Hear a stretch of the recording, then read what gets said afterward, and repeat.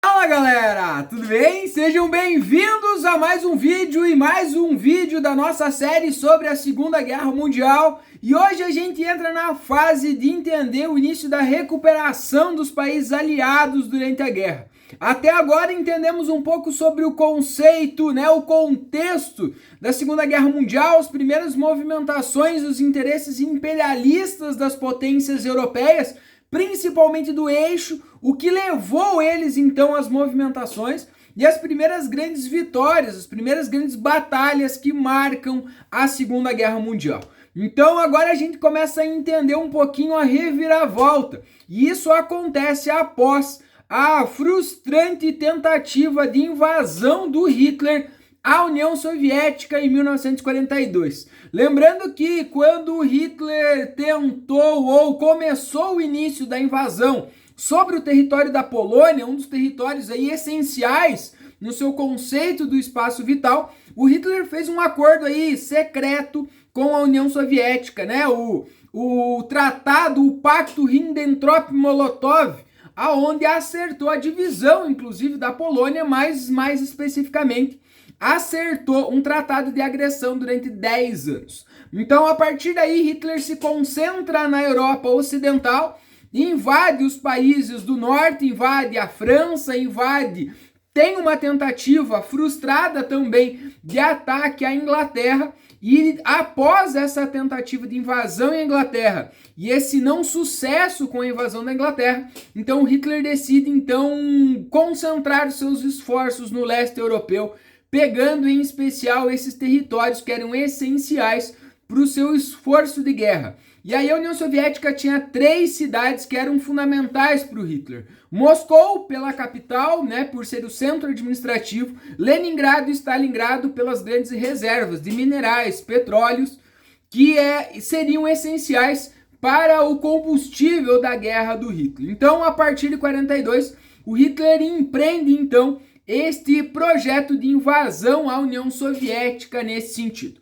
Mesmo se utilizando da Blitzkrieg, a guerra relâmpago, um modelo e uma forma de fazer guerra que vai provocar um grande impacto durante e a proporção da Segunda Guerra nesse momento, o Hitler não contava com uma coisa: a resistência dos soviéticos, que acaba frustrando seus planos e, mais especificamente, atrasando os seus planos a partir daí. E aí aquela guerra, aquele ataque que teoricamente seria rápido e fulminante, acaba se estendendo um pouco mais.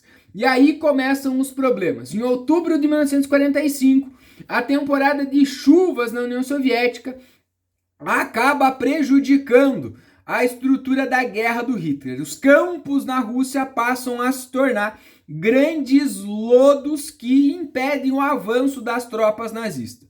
Este atraso fez com que, logo depois, a próxima estação seria talvez o grande aliado da União Soviética durante a Segunda Guerra Mundial, que é o inverno. E aí os nazistas não esperavam o inverno ou enfrentar o inverno soviético e as condições do inverno soviético mais especificamente. Equipamentos não estavam preparados e projetados para o frio, e também os soldados não estavam esperando, inclusive nem estavam preparados com condições de fardamento, enfim, condições para enfrentar um frio que chegou em alguns momentos marcar 42 graus negativos. Então, nesse momento, o acesso a suprimento, a chegada de suprimento até os soldados também foi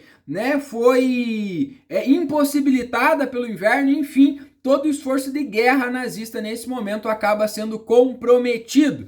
E aí a Rússia preparou-se e preparou um contra-ataque extremamente pesado e fulminante contra os nazistas. Os soldados russos, ao contrário dos alemães, estavam habituados ao clima frio, ao clima pantanoso da Rússia nessas condições. Inclusive os soldados se aproveitavam das condições, usavam equipamentos como esqui, vestiam-se de brancos, o que facilitava muito mais o deslocamento, e a organização militar dos soviéticos comparado aos nazistas nesse momento. Então os soviéticos exaustivamente atacaram os russos, os expulsando em 7 de janeiro de 1942, a Alemanha desiste então de tentar, né, dominar a cidade de Moscou e acaba batendo em retirada.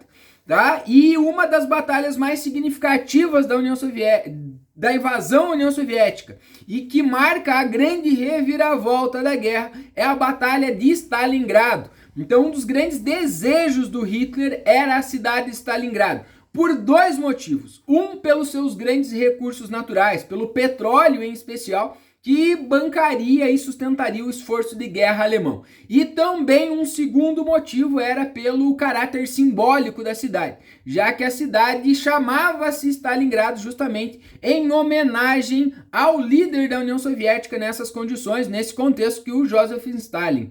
Então, depois da derrota, né, ou não conseguir dominar a Inglaterra em 1940, o Hitler então transforma Stalingrado em uma obsessão, justamente pelo seu anticomunismo nesse sentido. Então a Batalha de Stalingrado tem início em 17 de julho de 1942. Os soldados alemães então invadem a cidade com um pesado ataque, né, um pesado bombardeio aéreo em especial, deixando a cidade praticamente em ruínas. E aí os nazistas vão provocando a evacuação, vão provocando também a morte de uma centena de milhares de civis nesse momento, mas a cidade vai conseguir resistir graças ao patriotismo ou à obrigação dos soviéticos em lutar nesta guerra. E aí a Guerra de Stalingrado é uma das batalhas mais violentas. Os relatos que vêm desta batalha são relatos que a gente poderia chamar de impressionantes pela destruição, pela crueldade e a desumanidade que a Batalha de Stalingrado marcou. Então a cidade foi disputada literalmente palmo a palmo, rua a rua, quarteirão a quarteirão. Só que o tamanho da destruição empregada no início da guerra prejudicou em especial os nazistas, porque as ruínas, a destruição impedia a grande movimentação da Blitzkrieg, que era a grande tática de guerra alemã. Então os equipamentos militares dos alemães, como os Panzer, não conseguiam se movimentar. Então as táticas militares alemãs acabavam não surtindo efeito entre os soviéticos. E em contrapartida, a União Soviética, como estava lutando nos seus territórios, eles recebiam soldados novos a todo momento chegava, né, às vezes centenas de soldados para compor as forças de defesa da União Soviética durante esse momento, né? Então, duas grandes ofensivas soviéticas foram realizadas em 42 e 43, conseguindo então o sucesso da vitória sobre os nazistas e a recuperada da cidade. Né? Sem forças para resistir e já completamente comprometidos, os soldados alemães acabam se rendendo no dia 2 de fevereiro de 1943, e aí a União Soviética consegue impedir o ataque e a invasão sobre o seu território, e também dá início a ofensivas que começam a empurrar os nazistas para dentro, de novo para dentro da Alemanha neste momento. Né? Outra coisa que a Batalha de Stalingrado e a tentativa frustrada do Hitler à União Soviética produz é o empoderamento militar e o crescimento da força do Stalin e da União Soviética dentro dos rumos das decisões da Segunda Guerra Mundial. Então, a partir de agora, nós temos uma nova dinâmica, né, que começa a nascer dentro das disputas, das discussões, enfim, de todo o rumo que a Segunda Guerra Mundial começa a desenhar a partir desse momento de 1943. Então, a Batalha de Stalingrado é considerada uma das batalhas mais importantes no sentido e na perspectiva da reviravolta. É considerada também a primeira grande derrota dos nazistas. A partir dali, os nazistas começam a ter derrotas sucessivas, até porque boa parte do seu efetivo militar, do seu poder militar, tanto bélico quanto humano, se perdem na invasão da União Soviética neste momento. Ok? Ó, se liga aí, fica ligadinho aí, curte o vídeo, segue o canal, que logo eu venho com as novas definições da guerra e desta inversão e mudança de rumos da Segunda Guerra Mundial.